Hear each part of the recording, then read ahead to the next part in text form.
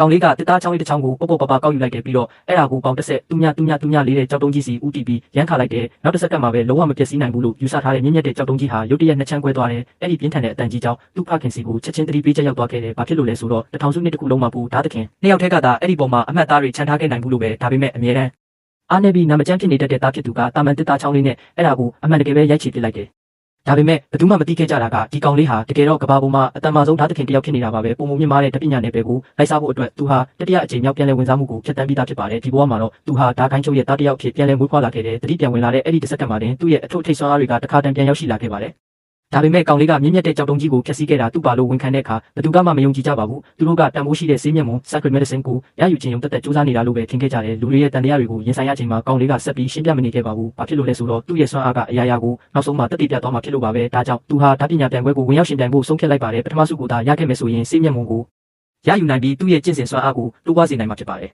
ပြန်ပွဲစတင်ပြီးတဲ့နောက်မှာကောင်လေးရဲ့မိထွေးတော်ရဲ့သားသို့မဟုတ်အထွေးတော် Step Brother ကဓာတ်ကွက်လက်ဆက်ကွင်းထဲကိုအရင်ဆုံးဝင်ရောက်လာခဲ့ပြီးသူ့ရဲ့အားကောင်းတဲ့စွမ်းအားကိုအမိပြုကပထမဆက်ကွင်းကိုအောင်မြင်စွာဖျက်ကျော်သွားခဲ့ပါတယ်ဒါပေမဲ့ဒုတိယဆက်ကွင်းကတော့ပိုပြီးခက်ခဲပါတယ်အဲ့ဒီခေတ်ကဓာတ်တူတော်စင် Sword Sand တောင်မှအောင်မြင်မှုမရခင်ကအကြိမ်ကြိမ်ကြာရှုံးခဲ့ပူပါတယ်ဒါပေမဲ့သူတို့မသိခဲ့ကြတာကဒီဆက်ကွင်းတွေကိုဖန်တီးခဲ့တဲ့အစ်အမှန်ဖန်တီးရှင်ဟာသူတို့ရဲ့ရှေ့တက်မှာရက်နေတဲ့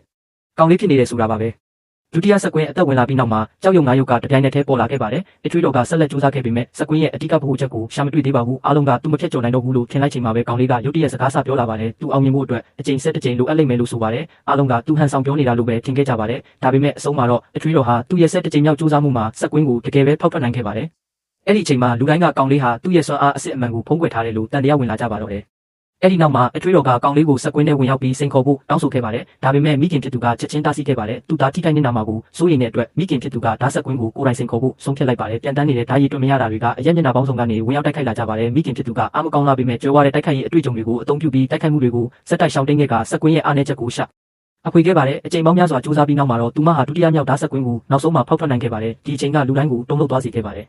ဒါပေမဲ့စစ်မှန်တဲ့စံတမ်းမှုကတော့အခုမှစတင်တော့မှာဖြစ်ပါတယ်။ဘာဖြစ်လို့လဲဆိုတော့နောက်ထပ်အနေနဲ့မိခင်ဖြစ်သူဟာအစွမ်းထက်တဲ့အထွေးတော်ကိုရင်ဆိုင်ရတော့မှာဖြစ်လို့ပါပဲ။အထွေးတော်ကသူ့ရဲ့စွမ်းအားပြည့်ကိုချက်ချင်းထုတ်ဖော်လိုက်ပြီးကြောက်မဖွယ်ကောင်းတဲ့တစွမ်းရည်တွေကမိခင်ဖြစ်သူစီကိုတန်းတန်းမတ်မတ်ပြေးဝင်လာခဲ့ပါတယ်။အချိန်နဲ့ငယ်အပြလည်းတိုက်ခိုက်ပြီးတာနဲ့မိခင်ဖြစ်သူဟာလုံးဝနှိမ့်နှိမ့်ဖိနှိပ်ခံလိုက်ရပါတယ်။နောက်တစ်စက္ကန့်မှာပဲအထွေးတော်ကမိခင်ဖြစ်သူကိုကန်ထုတ်လိုက်ပြီးလွှတ်ထွက်သွား။ဟားစီခဲ့ပါတယ်ပြင်းထန်လုံးတဲ့အရှိန်အဝါကြောင့်သူမဟာခဏတာများမတက်မရက်နိုင်ဖြစ်သွားခဲ့ရပါတယ်။ဒါကိုမြင်တော့အားလုံးကတိုက်ပွဲကပြီးသွားပြီလို့ထင်ခဲ့ကြပါတယ်။ဒါပေမဲ့မိခင်ဖြစ်သူကဆက်ပြီးမတက်ရက်ချင်စေဖြစ်ပြီးဆက်လက်တိုက်ခိုက်ချင်နေသေးတယ်။ဘာဖြစ်လို့လဲဆိုတော့သူမရဲ့သားဆေးမျက်မှောင်လိုအပ်နေတယ်ဆိုတာသူမသိနေလို့ပါပဲ။ဒါပေမဲ့နောက်တစ်စက္ကန့်မှာအထွေးတော်ကထပ်မံတိုက်ခိုက်လာပြီးမိခင်ဖြစ်သူဟာနောက်တစ်ကြိမ်ကြမ်းတမ်းစွာဖိနှိပ်ခံလိုက်ရပြန်ပါတယ်။ဒါပေမဲ့သူမကလက်မလျှော့ချင်သေးပါဘူး။သူမဟာအကြိမ်ကြိမ်ပြန်ထလာခဲ့ပေမဲ့အကြိမ်ကြိမ်နှိမ်ချချေမှုန်းခံရုံသာရှိခဲ့ပါတယ်။အထွေးတော်ကနောက်ဆုံး